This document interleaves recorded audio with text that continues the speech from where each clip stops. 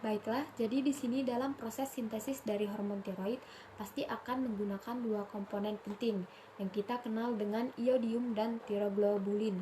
Di mana iodium ini kita peroleh secara eksternal dari luar tubuh, di mana saat kita mengkonsumsi makanan yang mengandung garam beriodium dan lain sebagainya.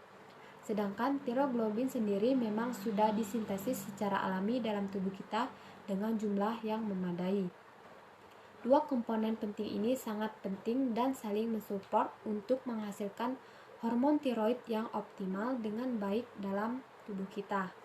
Apabila salah satu dari dua komponen ini mengalami defisiensi atau mungkin kekurangan, maka juga akan mengganggu sintesis dari hormon tiroid kita, misalkan defisiensi iodium. Jadi sebenarnya gimana sih sintesisnya? Awalnya iodiumnya akan masuk dalam bentuk iodida. Iodida yang masih inaktif, kemudian iodida yang inaktif ini akan masuk ke dalam folikel tiroid. Lalu di dalam folikel tiroid dia akan masuk melalui transporter. Transporternya atau yang kita kenal dengan transporter aktif. Kemudian di dalam folikel tiroid, iodida yang inaktif ini akan diaktifasi atau akan dioksidasi oleh enzim yang kita kenal TPO atau tiroid teroksidase menjadi bentuk aktifnya atau aktif iodida. Kemudian aktif iodida ini akan diteruskan lagi masuk ke dalam koloid melalui sebuah transporter. Sesampainya iodida yang aktif ini di dalam koloid, pastinya dia akan menunggu pasangannya dulu yaitu tiroglobulin agar dapat melakukan proses coupling.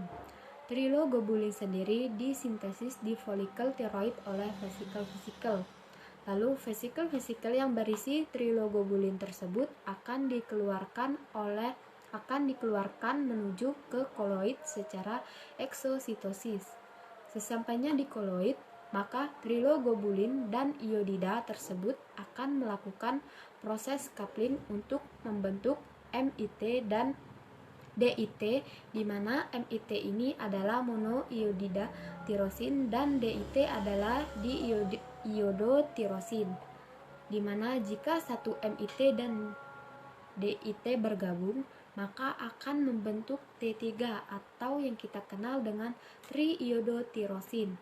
Sedangkan jika dua DIT bergabung, maka akan membentuk T4 atau yang kita kenal dengan hormon tirosin.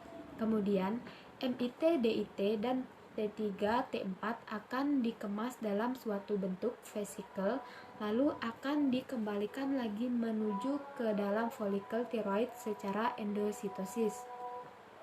Kemudian, dalam folikel tiroid tersebut terdapat risosomal enzim, di mana risosomal enzim ini akan memecah MIT, DIT dipisahkan dari T3, T4.